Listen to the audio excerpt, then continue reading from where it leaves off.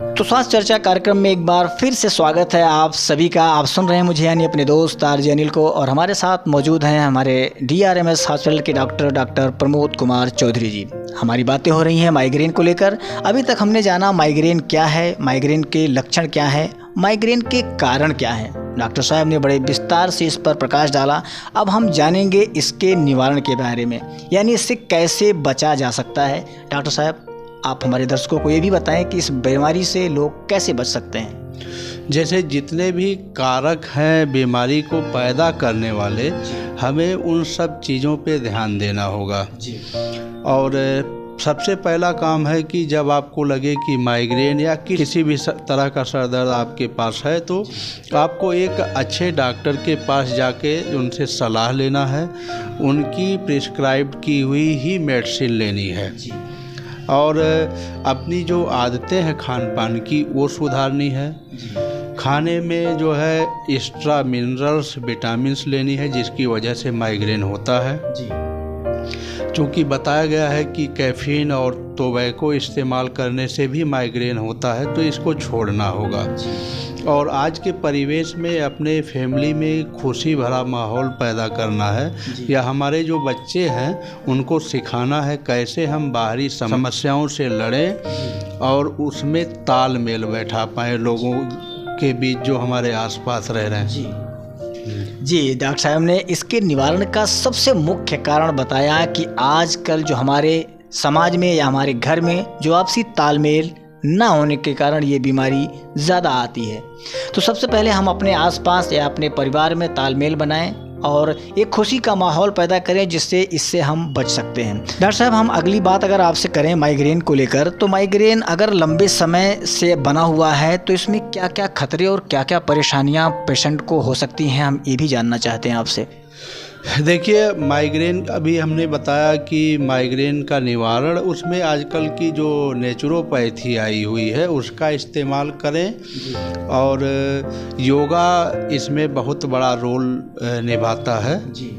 और आप जो पूछ रहे हैं कि अगर लंबे समय से ये बीमारी है माइग्रेन की, तो वो क्या नुकसान कर सकता है, तो स्टडी और के द्वारा पता चला है, वैज्ञानिकों ने पता किया जी कि अगर लंबे समय से माइग्रेन है जी, तो एक नॉन ट्रेडिशनल फैक्टर है स्ट्रोक और हार्ट अटैक के लिए, उसमें माइग्रेन का रोल बहुत ही अहम है जी। अगर हम टाइम से इसका इलाज नहीं करते हैं तो हमें स्ट्रोक और हार्ट अटैक जैसी समस्याएं भविष्य में झेलनी पड़ सकती हैं जी।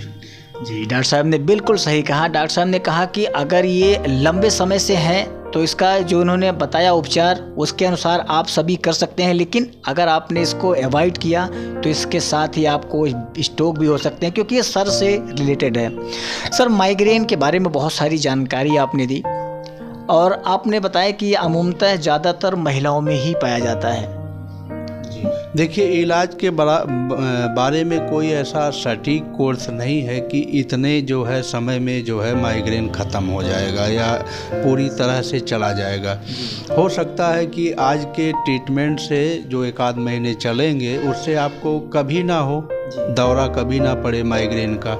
हो सकता है कि ठीक हो चुका है, अचानक 10-5 साल बाद फिर अचानक चला है। तो ऐसे स्टडी में देखा गया है कि 15 से 35 साल के लोगों को ये अक्सर दौरे पड़ते हैं। फिर ये बढ़ती उम्र के साथ साथ ठीक हो जाता है, लेकिन जब 44 या 44-45 का उम्र फिर आता है तो ये फिर से आना शुरू हो जाता है। तो ऐसे में केवल हम अपना ध्यान रख करके दवा रेगुलर लेके डॉक्टर से मिल के ही जो है इस समस्याओं का निदान कर सकते हैं जी। बिल्कुल सही। सबसे बड़ा डॉक्टर साहब ने जो बताया कि आप योगा कर सकते हैं, और योगा के जरिए आप इससे अपने दिमाग को या इस रोग से आप बच सकते हैं। तो और भी बातें हमने जाननी है, लेकिन सबसे पहले हम बात करेंगे डॉक्टर साहब, आपने माइग्रेन के बारे में इतने अच्छे से विस्तार से प्रकाश डाला। माइग्रेन क्या है, माइग्रेन के कारण क्या है, माइग्रेन के लक्षण क्या हैं, और इससे हमें सावधानियां क्या क्या बरतनी चाहिए, सारे बिंदुओं पर आपने प्रकाश डाला। चलते चलते अगर आपका कोई और भी सॉन्ग है तो हमें ज़रूर बताएं, हम अपने दर्शकों को ज़रूर सुनवाएंगे।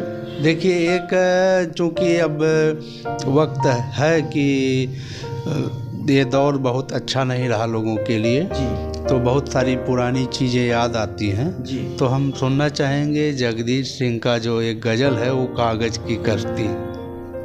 वो बहुत ही खूबसूरत सा सॉन्ग है और जगजीत सिंह की आवाज़ में वो कागज़ की कश्ती हो कोई किनारा, कुछ इस तरह का सॉन्ग है। लेकिन डॉक्टर साहब चलते चलते हम एक बात और आपसे जानना चाहेंगे कि इसके अगली कड़ी में हम किस बारे में बात करेंगे या किस बीमारी की बात करेंगे, आप अगर साझा करें तो हम अपने दर्शकों को ज़रूर अवेयर करेंगे। देखिए, आजकल जो है हेड इंजरी बहुत आम है, तो हेड इंजरी के बाद जो हेडेक होता है तो उसको बोलते हैं पोस्ट हेड इंजरी हेडेक। हम इसके बारे में विस्तार से चर्चा करेंगे। जी बहुत बहुत धन्यवाद सर हमारे दर्शकों के लिए बताने के लिए कि अगली बार जब हम आएंगे डॉक्टर साहब के पास तो हेड इंजरी के बारे में बात करेंगे और अपने दर्शकों को अवेयर करेंगे कि हेड इंजरी क्या है, इससे कैसे बचा जा सकता है और इसके क्या क्या लक्षण हैं, क्या सावधानियां हैं, क्या इलाज हैं, सब पर बातें करेंगे। तब तक के लिए दीजिए हमें इजाज़त। नमस्कार। नमस्कार।